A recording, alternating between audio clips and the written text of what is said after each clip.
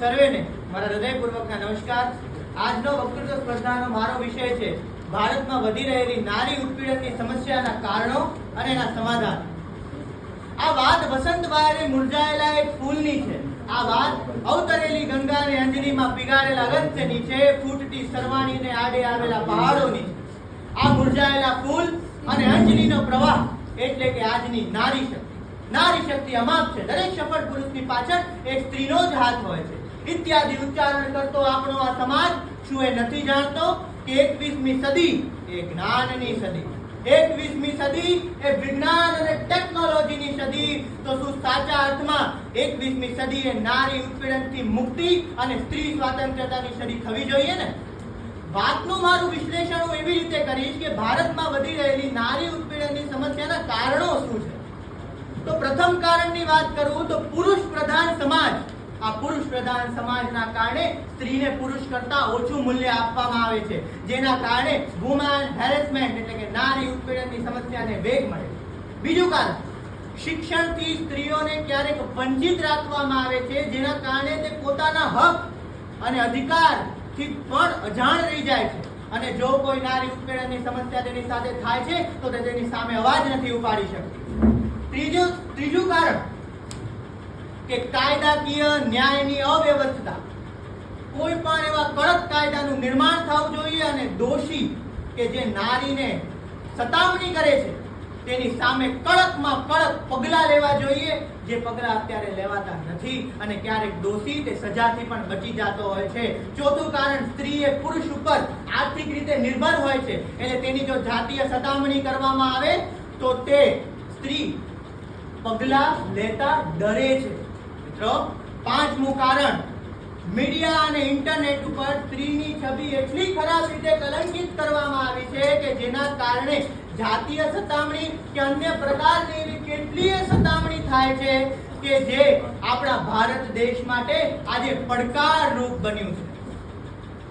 સમજાય તો માત્ર ક્ષણમાં જ સમજાઈ જાય, નહીતર યુગો યુગો પણ વીતી જાય અને કેટલા રાજા રામ મોહન રાય થઈ જાય। ન સંભળાય ન સહાય, પણ આવું ક્યારેક ક્યાંક થાય કે વચન રાજા રામ આપે અને પ્રાણ સીતાજીના જાય।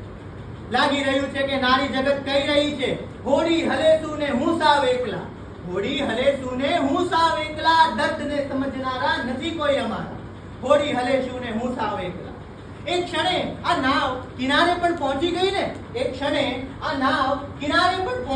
ને, તો તે ક્ષણને સમજાવનારા વિસામા પણ નથી, હોડી હલેસું ને હું સાવ એકલા। મનમહી સળગતો એક પ્રશ્ન છે કે આ નારી જગત શા માટે? जिनका पैदा होना ही नापाक है ये जिंदगी क्या खाक है? जिनका पैदा होना ही नापाक है ये जिंदगी क्या खाक है?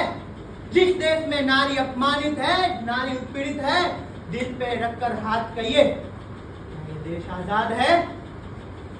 મિત્રો, જ્યારે આ વાત આપણા હૃદયને સ્પર્શી જાય ત્યારે તેના સમાધાન પણ આપણને તરત દેખાવા માંડે અને દેશના આ સમાધાનને બહુ જરૂર છે।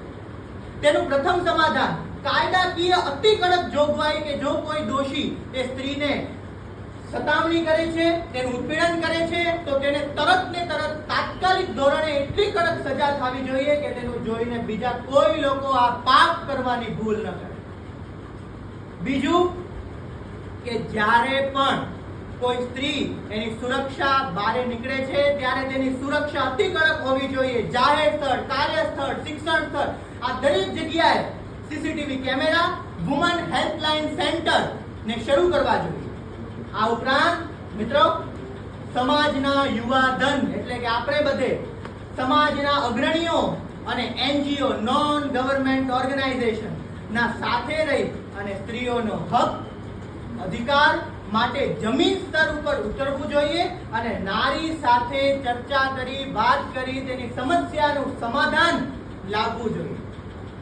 મીડિયા અને ઇન્ટરનેટ ઉપર સ્ત્રીની જે છબીને કલંકિત કરવામાં આવી છે તેને સકારાત્મક રીતે રજૂ કરવી જોઈએ અને જો કોઈ ઓનલાઈન સતામણી પણ કરવાનો પ્રયાસ કરે છે તો અતિ કડક કાયદા બનાવી અને તેને સજાના ભાગરૂપે લઈ આવવું જોઈએ। મિત્રો, જ્યારે પણ આપણે